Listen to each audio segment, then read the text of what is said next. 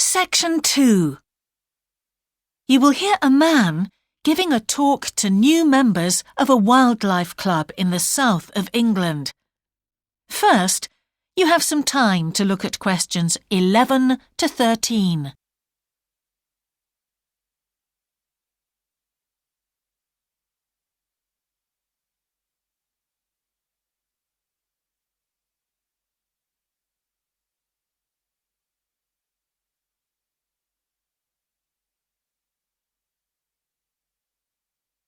Now listen carefully and answer questions 11 to 13. Hello, I'm delighted to welcome you to our wildlife club and very pleased that you're interested in the countryside and the plants and creatures of this area. I think you'll be surprised at the variety we have here, even though we're not far from London. I'll start by telling you about some of the parks and open spaces nearby. One very pleasant place is Halland Common. This has been public land for hundreds of years, and what you'll find interesting is that the River Ouse, which flows into the sea 80 kilometres away, has its source in the common. There's an information board about the plants and animals you can see here, and, by the way, the common is accessible 24 hours a day. Then there's Holt Island, which is noted for its great range of trees.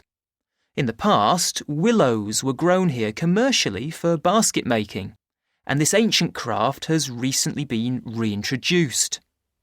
The island is only open to the public from Friday to Sunday because it's quite small, and if there were people around every day, much of the wildlife would keep away. From there, it's just a short walk across the bridge to Longfield Country Park. Longfield has a modern replica of a farm from over 2,000 years ago. Children's activities are often arranged there, like bread making and face painting. The park is only open during daylight hours, so bear that in mind if you decide to go there. Before you hear the rest of the talk, you have some time to look at questions 14 to 20.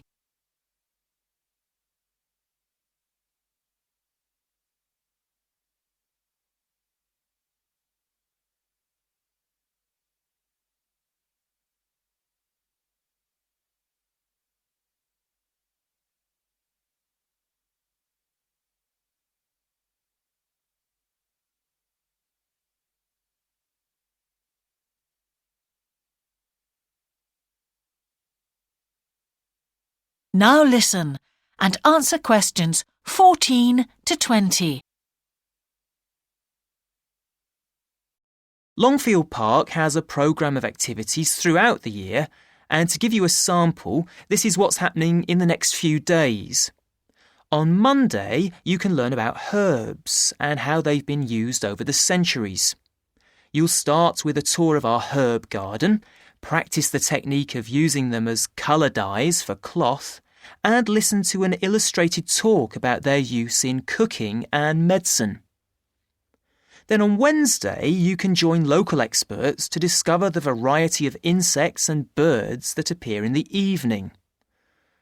We keep to a small number of people in the group, so if you want to go, you'll need to phone the park ranger a few days ahead.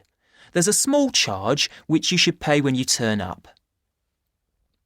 I'm sure you're all keen to help with the practical task of looking after the park, so on Saturday you can join a working party.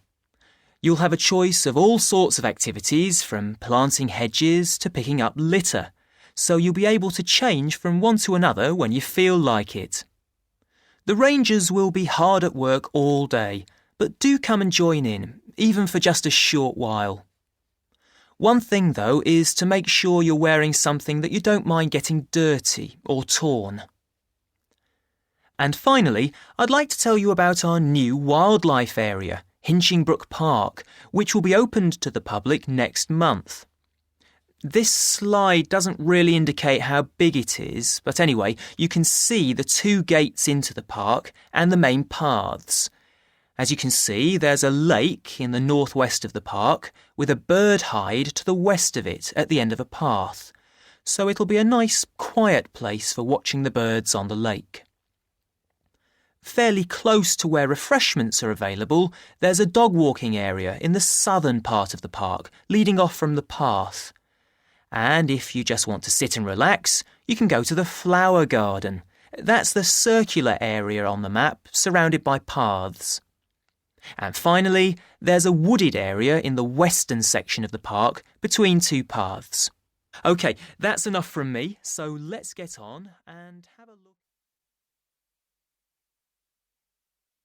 That is the end of section 2. You now have half a minute to check your answers.